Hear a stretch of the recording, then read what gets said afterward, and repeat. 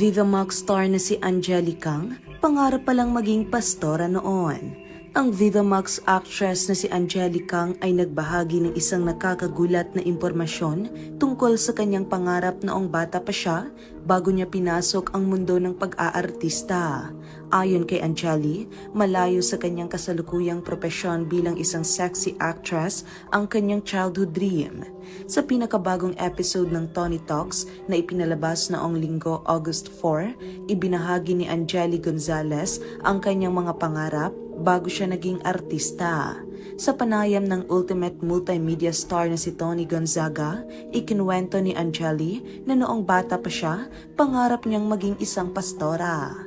Ayon sa kanya, ang kanilang tahanan ay ginawang simbahan na tinawag na Vineyard of Jesus Christ na kung saan nakita niya ang kasiyahan ng mga pastor at pastora habang nagtitipon. Noong super bata pa ako, since yung house namin sa pinakailalim, ginawa naming church parang Vineyard of Jesus Christ. Ang dami kong nakikitang pastor-pastora, tas ang sasaya, nagkaklap pa. Sabi ko sa mom ko, "Ma, paglaki ko, gusto kong maging pastora, tas tuwang-tuwa sa akin yung mga pastor," ani Angelica.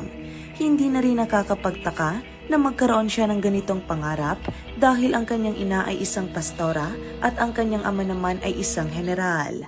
Ayon pa kay Angelica, hindi talaga nais ng kanyang mga magulang na pumasok siya sa showbiz industry.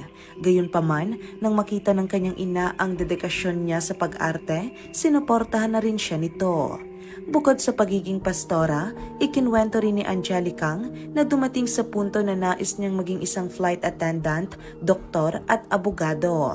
Talaga namang maraming pangarap si Angelica bago siya naging artista. Ngunit sa huli, natagpuan niya ang kanyang passion sa pag-arte at tinahak ang landas ng showbiz. Sa kabilang banda, nagpakita naman ng suporta ang ina ni Angelica na isang pastora sa passion nito na labis niyang ikinatuwa. Doon na niya na-appreciate na sabi niya, "Okay, napanood ko yung movie na yon. Pinanood niyo this time. Sabi niya, may passion ka anak. I-pursue mo yan, basta masaya ka dyan. Masaya ka sa ginagawa mong work, hindi ka na-drain. At as long na wala kang tinatapakang tao, sige lang, i-go mo lang yan." Maraming netizens nga ang hindi napigilang magulat sa ibinahaging ito ni Angelica. Tapos, pastora na siya sa kaseksihan. Ayos, iba ang sumanib, Charles. Grabe, real quick, dream to become pastora to something. So that's it. Anong masasabi mo sa videong ito? Huwag mahihiyang ibahagi ang iyong opinion sa ating comment section.